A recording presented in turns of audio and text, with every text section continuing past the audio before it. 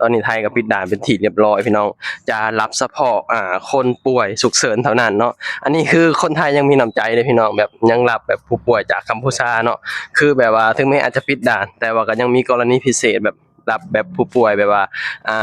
จากฝั่งกัมพูชาหรือคนกัมพูชานี่พี่น้องถือว่าคนไทยนี่น้ำใจนี่สุดยอดพี่น้องเนาะ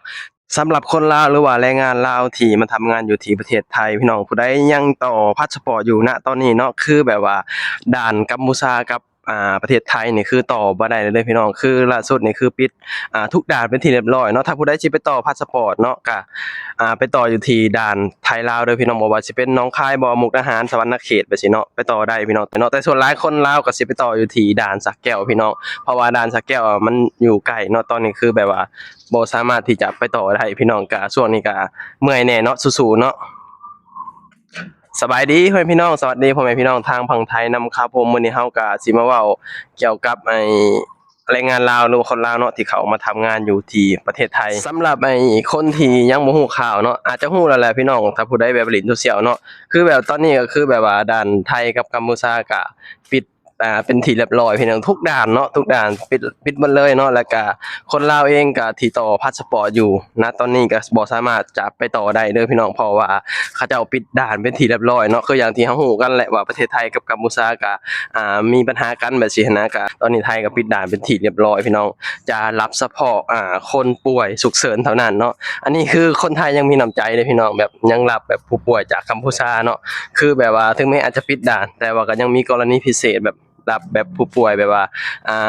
จากฝั่งกัมพูชาหรือคนกัมพูชานี่พี่น้องถือว่าคนไทยนี่น้ำใจนี่สุดยอดพี่น้องเนาะนั่นแหละพี่น้องสำหรับแรงงานลาวที่แบบว่า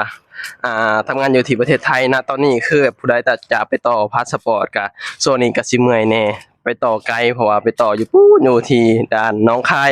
หรือว่าต่อด่านมุกดาหารพี่น้องมันก็สิใช้เวลาแบบเดินทางไกลเพราะว่า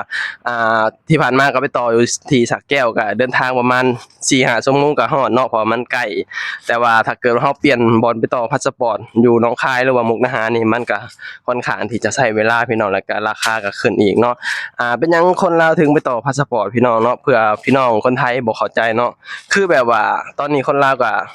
ทำบัตร MOU หรือว่าบัตรอนุญาตทำงานค่อนข้างที่จะหลายพี่น้องและตอนนี้ก็คือแบบว่า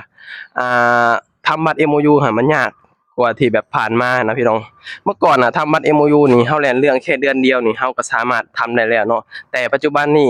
เฮาก็บ่เข้าใจว่าเป็นหยังมันคือใช้เวลาแบบ3-4เดือนจังซี่นะคือเฮาเห็นเนาะเฮาแล่นเรื่องไปเกือบ4เดือนพี่น้องที่เฮาได้บัตร MOU มาเนาะถ้าผู้ใดติดตามเฮาก็สิฮู้ว่าเฮาได้มาแล้วเนาะดีแน่แต่ว่าเฮาได้มาบัตร MOU มาเป็นที่เรียบร้อยนะแบบว่าเฮาก็บ่ต้องเดินทาง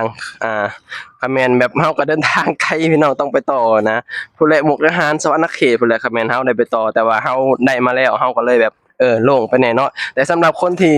ยังบ่ทันได้มาแบบซี้นะกำลังแบบแล่นเรื่องอยู่หรือว่ากำลังแบบยื่นเรื่องฝึกยื่นเรื่องแบบซี้นะก็ทำใจแน่พี่น้องช่วงนี้ก็มันก็สิเมื่อยแน่เนาะเพราะว่าต้องไปต่อบัตรเพราะว่าเฮายื่นเรื่องไปนี่เพื่อสิได้ไปด่านหนองคายเพื่อสิได้ไปตรวจสุขภาพเพื่อที่จะได้ข้ามไปสปป.ลาวนี่ใช้เวลา3เดือนขึ้นพี่น้องของเฮา4เดือน4เดือนมั้ง4เดือนเกือบ5เดือนน่ะพี่น้อง4เดือนนิดๆเนาะบางคนก็5เดือนคือน้องชายเฮาลูกหน้าเฮานี่4เดือนแล้วพี่น้องยังบ่ทันได้อิหยังเลยยังบ่ทันได้แบบบริษัทที่ทำบัตร MOU ของประเทศไทยยังบ่ทันเรียกตัวว่าจะไปตรวจสุขภาพอิหยังบ่ทันเรียกเลยเนาะเพราะว่าเฮายื่นเรื่องไปปุ๊บนี่เฮาก็รออย่างเดียวพี่น้องคือแบบว่ารอแบบว่าเขาเจ้าเรียกตัวเฮาเพื่อที่จะแบบไปตรวจโรคเพื่อที่จะไปอบรมเพื่อที่จะแบบข้ามไปสปป.ลาวแบบซี้นะเฮาก็ต้องรอไปก่อนพี่น้องแบบซี้นะ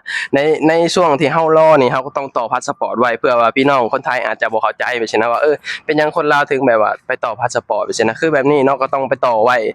ว่าเพื่อที่จะแบบว่าย้านบัตรนี่ขาดถ้าขาดนี่ก็จบพี่น้องก็ต้องแบบว่าเฮ็ดใหม่ทุกอย่างคือมันก็ใช้เงินใช้ทองเนาะคนลาวก็ต้องไปต่อไว้เรื่อยๆแบบซี้นะดีแน่แต่ประเทศไทยหรือว่าทางการไทยนี่เพิ่นให้คนลาวเฮานี่2เดือนพี่น้องเนาะถือว่าแบบมีความสุขดีหลายสำหรับคนลาวเฮาแบบว่าได้แบบสิทธิ์หลายกว่าคนอื่นสิทธิ์หลายกว่าประเทศอื่นได้พี่น้องเนาะคือพาสปอร์ตท่องเที่ยวเฮานี่ทางการไทยหรือว่ารัฐบาลไทยนี่เพิ่นให้เฮานี่2เดือนพี่น้องแบบให้หลายกว่าคนอื่นน่ะหลายกว่าคนอื่นหลายกว่าพวกพม่าหลายกว่าแบบพวกเขมรอีหยังแบบนี้นะคือแบบให้เฮาตั้ง2เดือนเฮาก็เลยมีข้อดีว่าถ้าเกิดว่าเฮาอยู่ในช่วงที่แบบว่าเฮาแล่นบัตร MOU อยู่เนาะเฮาก็ อาจจะได้ไปต่อแค่2เทื่อพี่น้องเพราะว่าเทื่อหนึ่งก็ได้2เดือนเนาะเทื่อที่2ก็ก็ปาไปได้4เดือนก็พอดีแหละก็พอดีแบบว่าเขาเรียกโตแบบไปทำบัตร MU ไปสินะก็ช่วงนี้ก็เมื่อยแน่พี่น้องสำหรับคนลาวเฮาแรงงานลาวเฮาที่เขามาทำงานอยู่ที่ประเทศไทยเนาะก็สู้ๆเนาะเป็นกำลังใจให้สำหรับคนที่แบบว่ามาสู่งานมาหาเงินอยู่ที่ประเทศไทยพี่น้องเนาะคืออย่างเฮาเว้าหลายๆคลิปที่ผ่านมาทุกคนก็อยากมีชีวิตที่ดีขึ้นทุกคนก็ดิ้นรนเพื่อความอยู่รอดดิ้นรนเพื่อเงินพี่น้องบ่ว่าไผบ่ว่าเจ้าว่าข่อยเฮาเองคือกันเนาะก็ดิ้นรนมาอยู่ประเทศไทยมาใช้ประเทศไทยเป็นบ่อนทำมาหากินก็คืออย่างเฮาเว้าที่ผ่านมาว่าอย่าลืมเนาะมาอยู่ไทยแล้วก็อย่าทำตัวมีปัญหาพี่น้องเฮาต้องอยู่ให้เป็นอยู่ในกรอบในเกณฑ์เนาะต้องเคารพในบ้านเมืองคนอื่นต้องเคารพกฎหมายบ้านเมืองคนอื่นนํพี่น้องเวลาเฮามาอาศัยบ้านเมืองคนอื่นเนาะเฮาก็ต้องเป็นผู้อาศัยที่ดีให้ได้นะเฮาว่าอยู่ไทยดีที่สุดแล้วพี่น้องอยู่ไทยหนึ่งมาแบบว่าหาเงินง่ายสองมาก็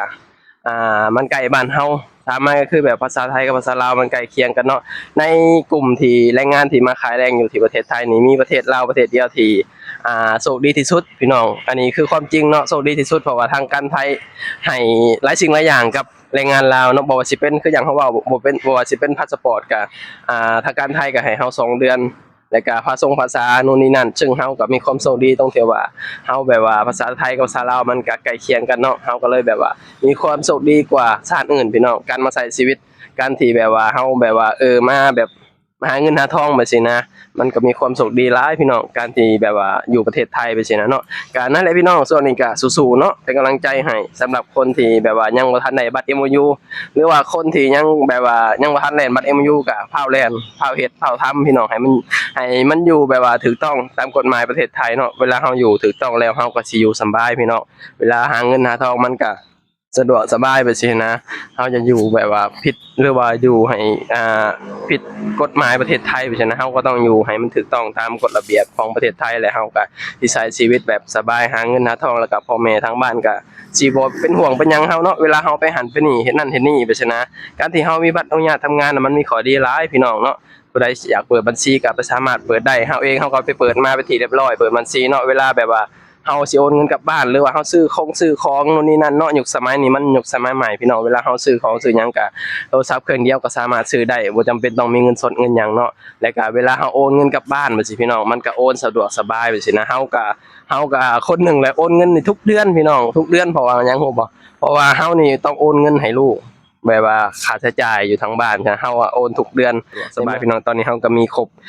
ทุกอย่างแล้วพี่น้องบ่ว่าสิเป็นบัตรญาติทำงานบัตรธนาคารนู่นนี่นั่นแบบสินะเวลาเฮาโอนเงินกลับบ้านแบบสิเฮาก็สะดวกสบายกันแบบว่าใช้ชีวิตหาเงินหาทองอยู่ที่ประเทศไทยแบบนี้เนาะนั่นแหละพี่น้องก็เป็นกำลังใจให้สำหรับคนที่มาสู่งานมาหาเงินอยู่ที่ประเทศไทยตั้งใจทำงานตั้งใจเก็บเงินประหยัดอันใดที่มันบ่จำเป็นเฮาก็บ่ซื้อพี่น้องอันใดที่มันจำเป็นเฮาจึงซื้อเนาะเพราะเงินสำคัญที่สุดในโลกปัจจุบันนี่พี่น้องบ่มีเงินมันก็ บ่มีเงินมันก็อยู่บ่ได้เงินนี่สำคัญอันดับหนึ่งในโลกปัจจุบันนี่พี่น้องเงินคือทุกอย่างเงินคือแข้งคือขาบ่มีเงินก็คือหมาตัวหนึ่งอันนี้เว้าความเป็นจริงพี่น้องเนาะไผสิเถียงก็เถียงอันนี้คือความเป็นจริงเนาะนั่นแหละพี่น้องก็ตั้งใจหาเงินเก็บเงินพี่น้องประหยัดเอาเนาะสู้ๆเนาะตอนนี้ก็สิเดินทางไปทำงานแล้วพี่น้องได้เวลาทำงานแล้วเนาะจังไดก็ขอบคุณพี่น้องหลายที่เสียสละเวลาเขามาเบิ่งมาชมขอบคุณที่เขามาให้กำลังใจตลอดเนาะไว้พบกันคลิปหน้าพี่น้องสวัสดีครับผม